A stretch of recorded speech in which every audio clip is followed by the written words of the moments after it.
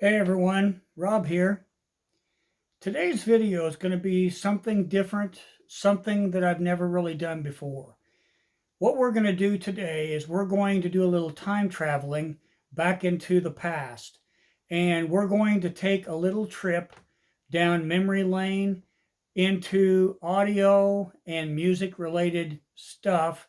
And I hate to throw technical terms out there at you like stuff, but I'm going to do that because that's what this video is about. It's about my audio journey over the years, starting in the 1970s, even into the very early 70s too, and up to close to the present, but not exactly the present. So anyway, just relax, sit back, and come on, take a journey with me as we go down the audio rabbit hole of yesteryear and enjoy a trip down hi-fi musical lane. Okay, here we go, everyone. About 1970 is when this piece of gear was delivered to me. And my grandmother bought this for me around, I'd say 1970, and it was for Christmas. And it is. This is a 8-track player. This is the very first 8-track player I ever owned. And again, this is probably circa, I'd say 1970, 71. And several of us grandkids, every one of us got one of these in different colors, and mine just happens to be yellow. And this little handle here is to control the 4 different tracks and whichever one you prefer to listen to. So I've still got this. It still works fine. I've had it all that time. So again, this is our first one of the products that I'm bringing you today that bring back memories. So if any of you out there have any of these things that I'm going to present to you today from yesteryear, do put it down in the comments. Tell us, what were your thoughts on these? What were your opinions on how these things were and what kind of impact they made on your life way back in yesteryear? Now the next thing is pretty heavy, but I'm going to hold it up so you can see. This is another 8-track player, and I got this around 1977. It might have been very early 78, and it was very unusual in the day because very few people had these. But I saw on another YouTube channel, one person had this exact same player. So I'm going to hold it up for you. This is my Centrix 8-track cassette player. And yes, it still does work. It's a component player. Just like, let's say, a cassette player, like a CD player, like a radio. It was a component that you put in your system. And it does have RCA jacks on the back. It has VU meters for recording and things like that.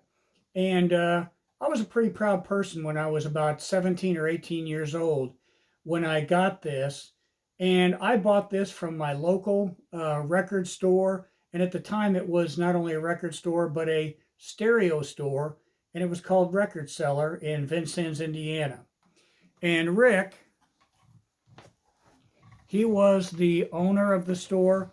And I got to know him very well over the years because I did a lot of business there. I bought a lot of audio equipment there. I bought some video equipment there. And tons and tons of records and CDs over the years. So anyway, that's leading us up to item number 3 that I've got to share with you today. And that is, and I've got 3 of these. Now you might ask, what in the wide, wide world of sports is he holding up here, and what is this? Well, this is an 8-track cassette tape, 8-track carrying case. Now, I had 3 of these, and I still have all 3 of them, and believe it or not, I still have all of the 8 tracks Let me see if I can hold it up at a better angle so you can see.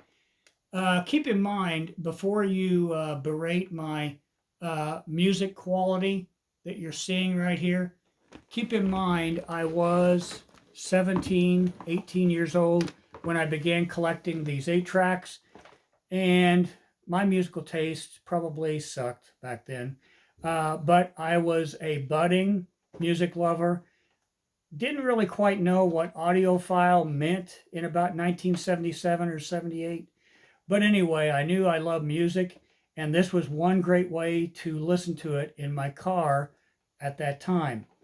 And at the time, I had in my very first car that I paid cash for after mowing grass for many years in junior high and high school, I bought a 1975 AMC Hornet, and boy, did I think I was in heaven. No sports car, not even close to it. It was a straight 6-cylinder car, but I had it all rigged out. And a good friend of mine, his name was Steve Dahl, and he was a mechanic-like friend, could do about anything with cars. And he fixed it up with an Underdash Pioneer Super Tuner 8-track player. And man, oh man, did that thing have wonderful sound. I had Jensen triaxial speakers back in the back, and I thought I was in audio heaven.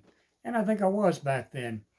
And listening to stations like WVJC in Mount Carmel, Illinois, and just loved my Pioneer Underdash Super Tuner. So anyway, these 8-tracks are the same ones that I was listening to way back there in the late 1970s. But I got to tell you something, and it's a heartbreaking story, and it's so sad to share this, but I'm going to share it with you anyway. I walked into the record seller in Vincennes one day, and this is probably, I'd say, late 1978 or so, just at the peak of my 8-track collecting. And I went in there and hardly saw any 8-tracks. They'd been moved. And Rick said, Rob, they're abandoning that format. 8-tracks are no longer being produced. They're going to cassette. And you talk about a heartbreaking, heart-wrenching experience. Here I was just getting all this stuff and kind of getting in the zone for playing 8-tracks in my car. And then the rug gets pulled out from under you, and there you go. Now it's time to listen to cassettes. And I got to tell you, about a year or two later, I wound up getting a Jensen N-Dash stereo radio player. I didn't like it. And once I listened to the sound quality of cassettes versus 8-tracks, even in the car, I could tell that they weren't even close to the sound quality that 8-tracks had. And that was really one of my first observations in audio, that there really was a difference between various formats and various kinds of players, etc. And from that point on, I collected a few cassettes, but not many. I mean, to be honest with you, I was very disappointed in the cassette player, and I really thought, okay, this is an upgrade. They've abandoned the 8-track format, and now they're going to cassettes. And I never did care for the sound quality of cassettes, and to this day I still don't. But anyway, that was one of my trips down one of the rabbit holes on my hi-fi journey.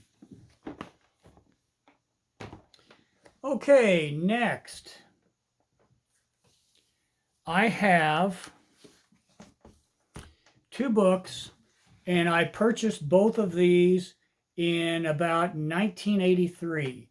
And as we're moving now from the 1970s into the 1980s, I'm not sure how I remember learning about these, but I heard or saw an advertisement somewhere about something that DJs at radio stations were using for a lot of their trivial information that they shared over the radio. And what was it? Well, one of them is Joel Whitburn's Pop Annual. And this is from the years 1955 to 1982.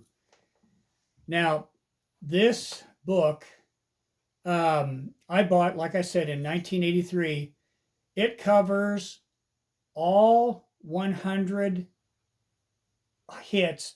It's really a top 100 best of for every year in pop and rock music from the year 1955 to 1982. And over the years, I just never got a new edition. So mine stops at 1982. But boy, oh boy, did this open up some doors for me. And I learned truly a lot about musical trivia by this book.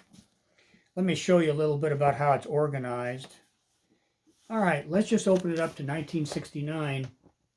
And you can see anything that charted at a certain position on the charts. It was listed there, how many weeks it was on the chart, when it peaked in popularity, and so on, as you can see by looking at that. And like I said, fabulous information. And at the dawn of the rock era in 1955, it really does cover some really great ground. In the back, it even has some nice trivial information. For instance, on this page right here, well, you'll see, let's start at this page here. These are Christmas singles from 1955 to 1982.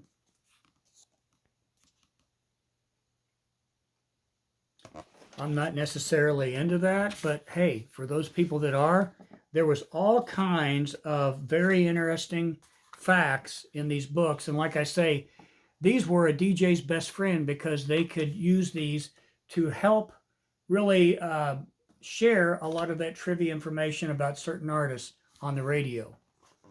Now, this is something that's really cool. Right here, these are the Academy Award winners, songs that made the pop or the rock list all the way from 1955 to 1982. And there's some really cool stuff there. And these are the Grammy Award winners on this next page, again from 1955 to 1982.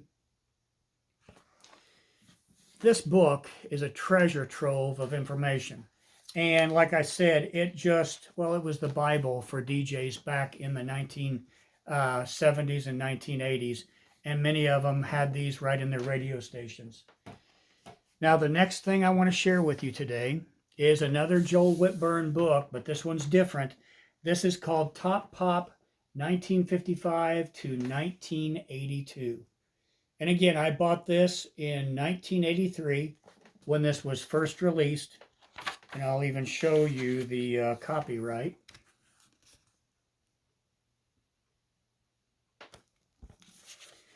Now, this is arranged differently because this is in alphabetical order. Every single artist that ever charted on the pop or the rock charts from 1955 to 1982, they are featured here and they're listed by their last name. And anything that was ever a hit by them on the radio that ever made it to the top 100, they're featured here. So you can see here, just turn it to a certain page here, how these are arranged. Very, very fascinating stuff.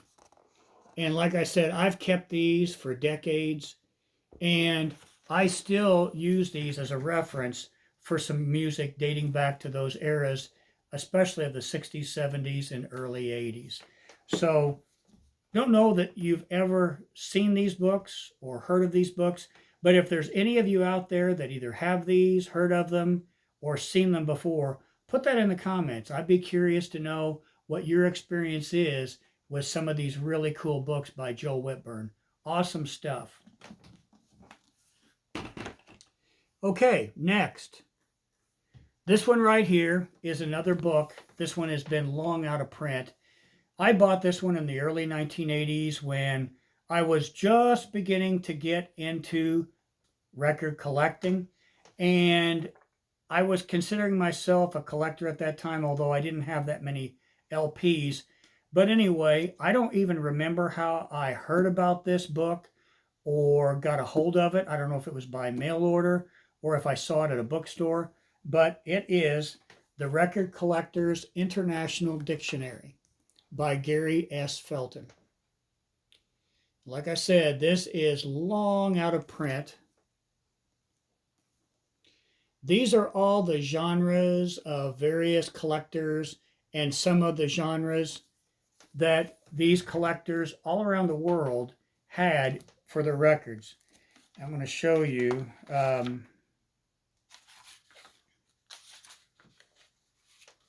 This is copyrighted 1980. You can see it there. Like I said, I think I bought this around probably 82, 83, when I was just starting to get into some pretty serious record buying and collecting. And anyway, this was wonderful. And I'll show you. I've got this page still marked right here. This guy, I'm sure, is no longer alive. His name is Roger Harris. And he had a massive, it wasn't a record store, but he was a private collector. And he had a massive collection of records, mostly 33s and 45s. And a buddy of mine and I, when I was in college in the late 1980s, probably around 1988 or so, we took an all-day trip there. And I think I wore my friend out because he had never been on one of my record collecting journeys. And it was hours and hours and hours that we spent in this guy's place. But Roger Harris had what, at that time, I had never seen a private collection of records bigger than that. It was absolutely massive. And it was fascinating because he had his arranged by male and female vocals, and then various genres from jazz to, let's say, classical to rock to pop, etc. So anyway, it was fascinating. And like I said, he was probably, I'm guessing, in his late 40s, early 50s back then, so I doubt that he's probably still alive. But a lot of things in this book, a lot of these collectors probably no longer exist because we're talking 1980 that this was copyrighted. So anyway, it has not only United States record collectors, but also record collectors and record stores all around the world. And it has them by country in different sections, and very, very fascinating stuff. So again, that's another rabbit hole I went down in the early 1980s. And when I was just getting into record collecting, back then, this was the record collector's Bible. And I used this to try to locate many different places around the state that I lived in, which was Indiana, still is. And that's how I sought out a lot of people that had albums that I might be interested in.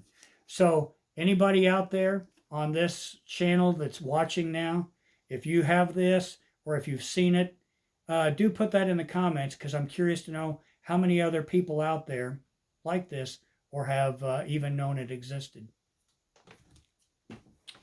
Okay, next, we're going to go into the year 1984. And in 1984, I bought the first thing that was something for video viewing on the TV that was not VHS. And of course, I think most of you that know this and have already gone down this rabbit hole know what I'm going to talk about. But it is laserdiscs. I was a laserdisc collector for several years, actually probably into the very early 90s. And, this was the format for watching high quality videos before there was such a thing called a DVD. And it was actually a giant leap forward from the quality of, say, VHS tapes. And so I collected these and did so for probably about a 9 or 10 year period. I had, I don't know, maybe 35 or 40 of these. I probably sold off, well, I didn't sell them. I gave them to a fundraiser project for a good friend of mine. and let them go. These are just a few of the ones that I've got left. But another Alfred Hitchcock film, Rear Window, with Jimmy Stewart, Grace Kelly. Artwork is great on these.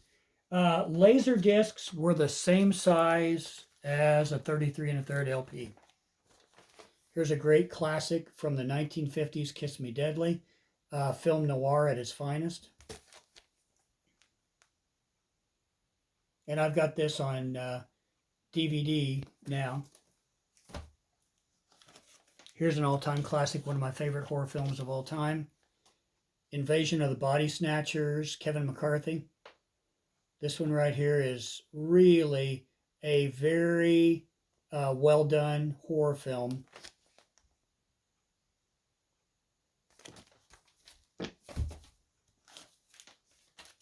This is a Harrison Ford film, Witness, back in the 1980s. A little bit of comedy in here. One of my favorite series of all time, Peter Sellers in the Pink Panther movies. This is The Return of the Pink Panther. And I even had a few concerts on Laserdisc. This one is The Police Synchronicity on Laserdisc. And I know there's a few collectors out there that still collect Laserdiscs. I'll show you what they look like. Pretty much just like a big CD. Sorry about the reflection there, but that's what they do. It's just like a 12-inch CD is exactly what they are, or let's say a 12-inch DVD.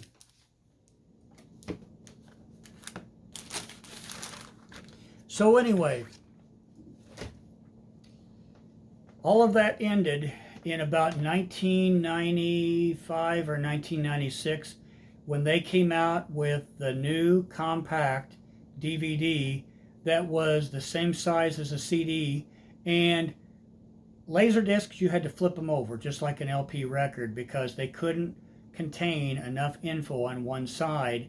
You had to play it on one side, flip it over, and play the second side.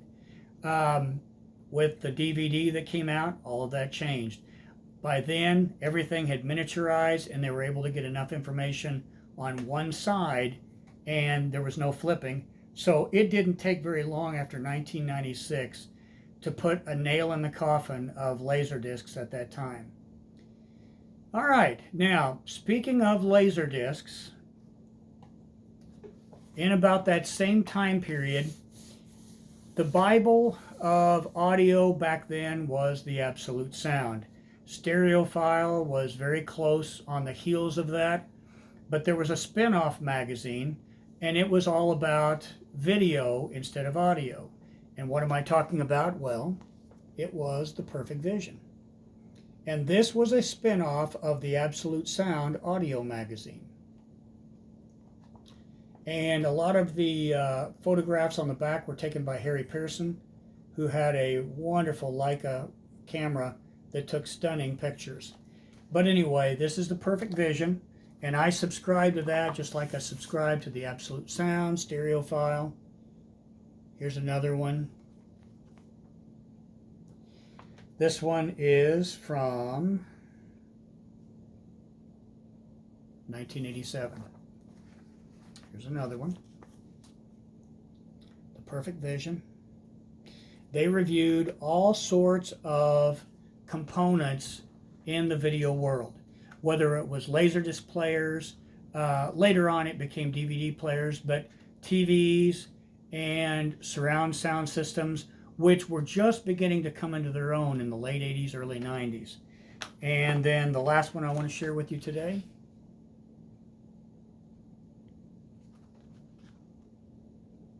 Yeah, look at the picture on the back. Amazing, isn't it? Sad. This one came out in the spring of 1987. So again, anyone out there remember The Perfect Vision? Anyone out there subscribe to it? If you did, put those in the comments. I'd like to know about some of you, and your experience with some of these things. All right, the next one. Now this is going to date me a bit, and correct me if I'm wrong, but back in the 1980s, early 1980s, about all audiophiles used to connect their components was whatever came with your equipment.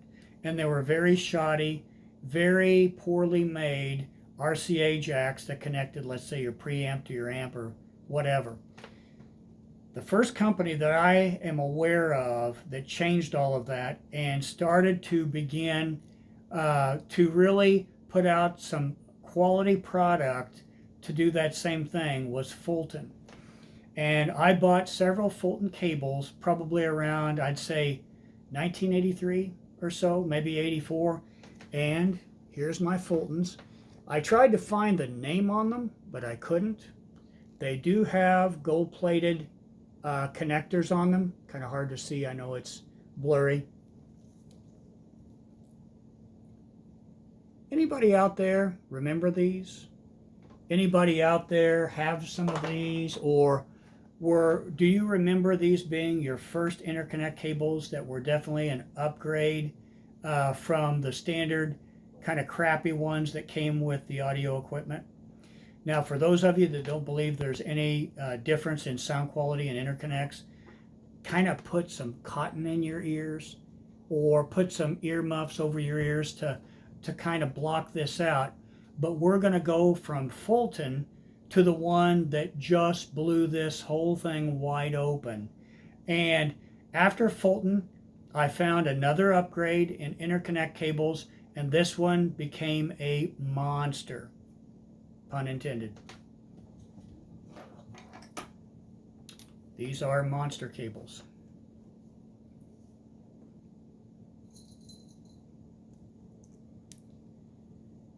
And I had several of these. I was a big monster cable fan. I found that going from Fulton to these did make an audible difference in sound quality. And here, you can kind of see the name on it right there. If I can hold it where the camera will. There it is. Okay, there you can see it. But anyway, monster cable really blew this market wide open, and they dominated this market for years, almost decades. From, I'd say, the late 1980s into the 90s, even into the early to mid 2000s, Monster Cable was probably the #1 recognized brand of any interconnect cables out there.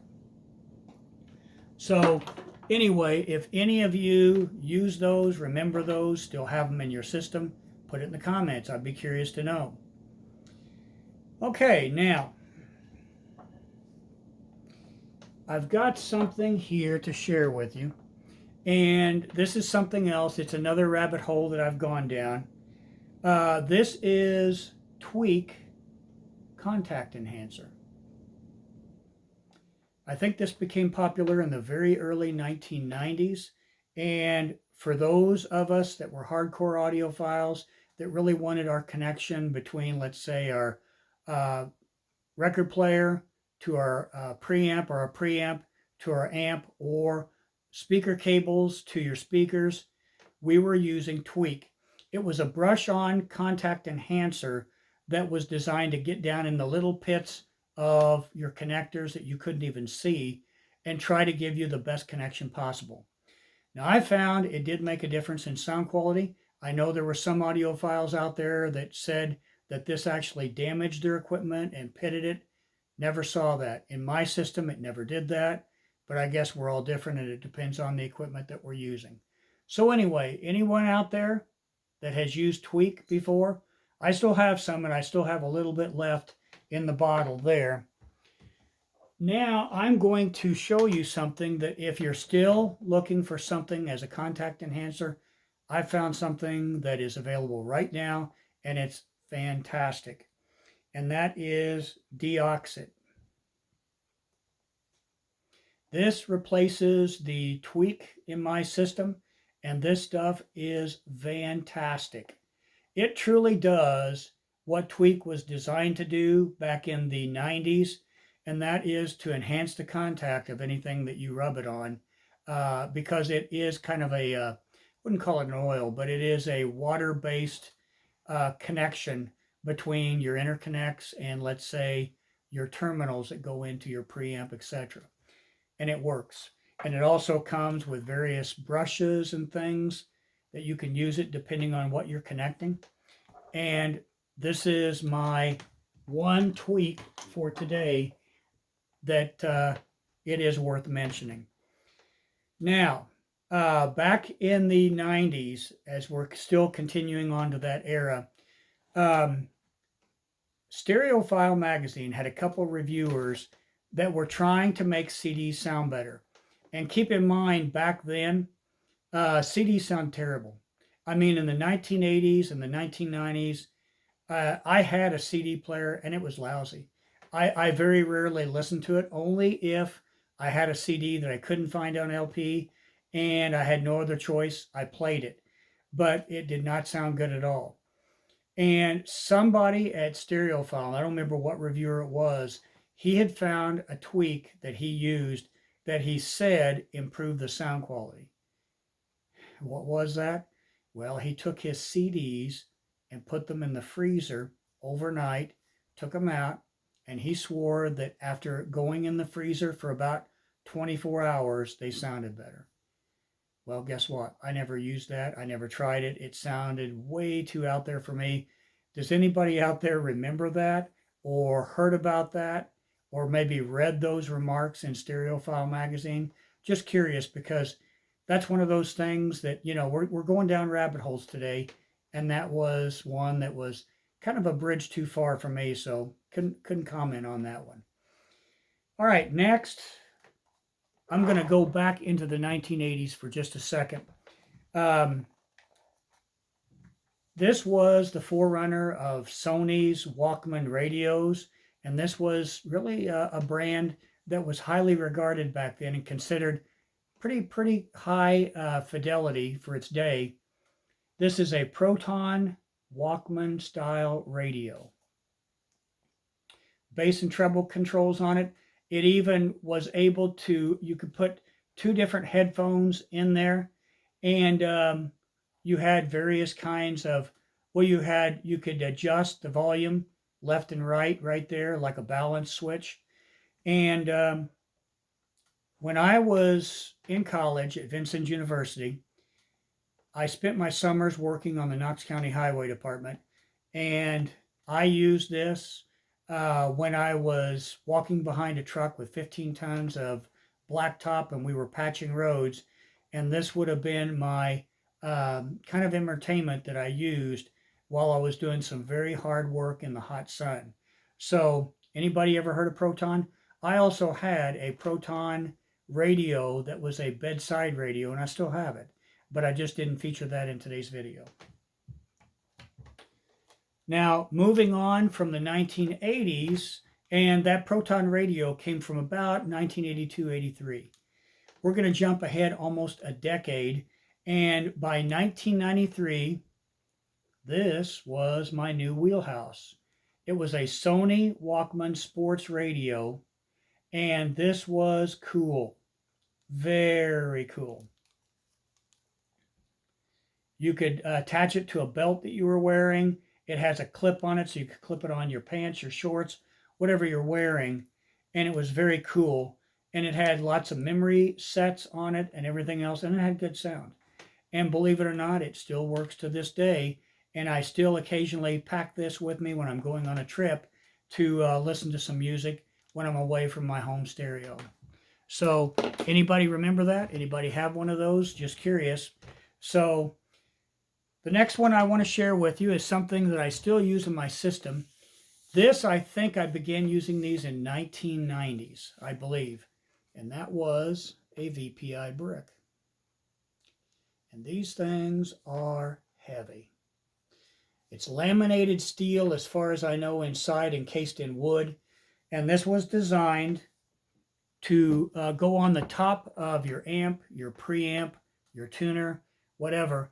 And it was designed to eliminate resonances and also to soak up any stray radiation from, let's say, your transformer or maybe power caps, something like that. I still use these, and I swore back in the day that these did make a difference in sound quality. And a lot of reviewers out there on, let's say, in Stereophile magazine, Absolute Sound, a lot of them use these VPIs. Is there anybody out there that's still using these, still have them in your system? Because I have not seen another system using these in a long, long time, but I still have mine and they're still functional. Okay, my last one for today, excuse me, have to go off camera for a second. This one, we jump all the way ahead to the mid 2000s. This is 2008 that I bought this, and this is an iPod. Still have it. I've got two of these, by the way. This is the smaller version, and I've got it sitting on the charger, which connects by USB. And this was, again, really my last kind of foray into something that I didn't have to worry about connecting to a power cord. If I was going to go, let's say, for a walk, if I was going to a state park or whatever, I might take this with me to listen to some music. So anyone out there still have your iPods? Just curious, because I still have both of mine. Okay, that's it for today. That's all I've got. And I'm sorry this video is a little long, because I tend to talk a little bit about things that really fascinate me. And this is just one of those rabbit holes that I've been down many, many times over my journey through audio, through music, CDs, and record collecting. So do any of you out there have some things to share with me that were your rabbit holes that you went down back in the day? For those of you that are probably around my age, maybe a little older, a little younger, did I leave something out that was interesting to you that you would like to share? Please do put that in the comments down below, because I'd be really curious to see that. So thanks, everybody. I do appreciate you for tuning in and watching this. I do apologize, this video is a little long. But anyway, I just want to share a statistic with you. Do you know that 60% of all the people watching YouTube videos do not like and subscribe to a channel? And I think that's sad, because I know for me, and I can speak for a lot of the other YouTubers out there, we do put a lot of time and energy into these videos. And if you're taking the time out of your day to check them out, please do hit the like and subscribe button, because that really does help our channels to grow, so we can bring all this content to you. So anyway, I would greatly appreciate getting a like and subscribe if you really enjoyed what you saw today. Thanks, everybody, and stay tuned. I'm not 100% sure what my next video will be, but we'll cross that bridge when we get to it. So take care, and until next time, happy music listening.